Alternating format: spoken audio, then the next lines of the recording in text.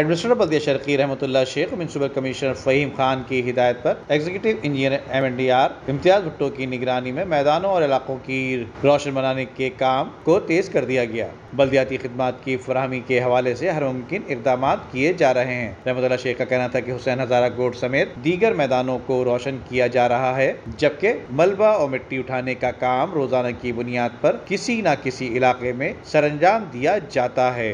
जबकि दूसरी जानिब एडमिनिस्ट्रेटर बल्दिया शर्की रहमतुल्लाह शेख इस दौरे में कोकिंग ग्राउंड में 15 अप्रैल से Karachi pre state ball cricket tournament का इनेकाद किया जाएगा।